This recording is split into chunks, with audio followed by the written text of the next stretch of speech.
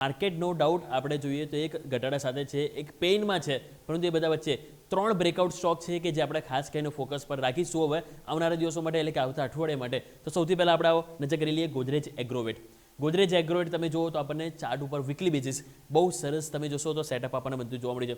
આ તમે જોઈ રહ્યા છો સતત એક ઘટાડો હતો સપ્ટેમ્બર મહિનાથી તમે જોશો તો ઓલમોસ્ટ જાન્યુઆરી સુધી આપણને સેમ વે જોવા મળ્યું, પરંતુ છેલ્લા 3 કેન્ડલથી તમે જુઓ એક higher high high low formation બની રહ્યું છે.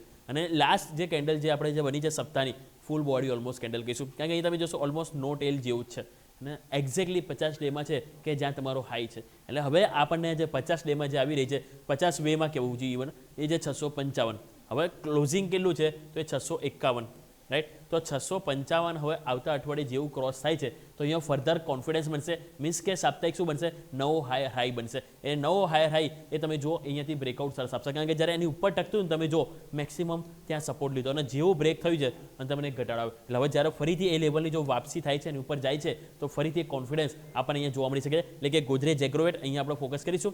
નેક્સ્ટ વાત કરીશું તો એ છે અપોલો હોસ્પિટલ. અપોલો હોસ્પિટલ પણ તમે જુઓ અહીંયા પણ બહુ સરસ તેજીનું સેટઅપ જોવા મળ્યું. પરિણામ આવ્યા અને પરિણામ બાદ કોન્ફિડન્સ સરસ જોવા મળ્યું છે. આજે મેં બોક્સ ડ્રો કર્યું છે, આ તમે જો ઇનસાઇડ બાર હતી અને ઇનસાઇડ બારનું ફાઇનલી તમે જો કોન્ફિડન્સ પણ જોવા મળ્યો અને બ્રેકઆઉટ પણ સરસ જોવા મળ્યું છે.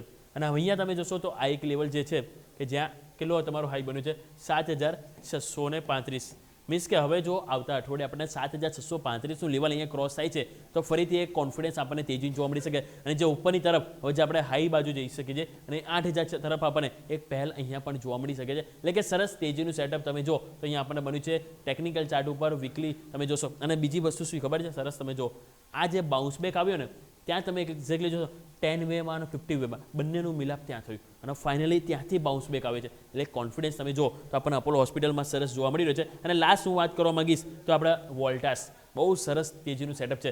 કેટલાય ટાઈમથી તમે જુઓ તો એક રેન્જ બંધાઈ ગઈ હતી.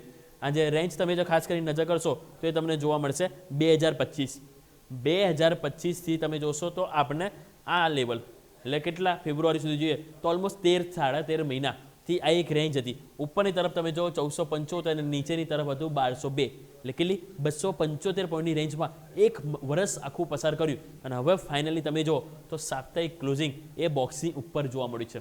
હવે અહીંયા જે આપણું ક્લોઝિંગ કેટલું છે 1525, હાઈ કેટલો બન્યો હતો તો એ આપણને જોવા મળે છે 1546. એટલે અહીંયા પણ જો 1546નું લેવલ જેવું ક્રોસ થાય છે તો એ કોન્ફિડન્સ આપણને જોવા મળી શકે અને એ કોન્ફિડન્સ પછી સીધો ડાયરેક્ટ આપણને 1700 તરફ પણ જાય તો નવાઈ ના કહેવાય. અને 1700ની ઉપર આપણે તમે જો તો 1827 કે આ લેવલ છે આ બે તે તરફ આપણને એક મુવમેન્ટ જોવા મળી શકે. મીન્સ કે અહીંયા પણ તમે જો એક વર્ષનું સરસ તેજીનું સેટઅપ આપણને સાપ્તાહિક બેઝિસ આપણને જોવા મળ્યું છે. એટલે વીકલી બેઝિસ તમે જોશો તો આ 3 સ્ટોક છે, ગોદરેજ એગ્રોવેટ, આપણે વાત કરી અપોલો હોસ્પિટલ અને વોલ્ટાસ, 3 વીકલી સ્ટોક છે કે જે ખાસ કરીને આપણે માર્કેટ ભલે અપ જાય કે ડાઉન જાય પરંતુ અહીંયા તેજીનું સેટઅપ સરસ બન્યું છે અને અહીંયા આપણે પોઝિટિવ વ્યૂથી જરૂરથી એક વખત નજર રાખવી જોઈએ. અજય.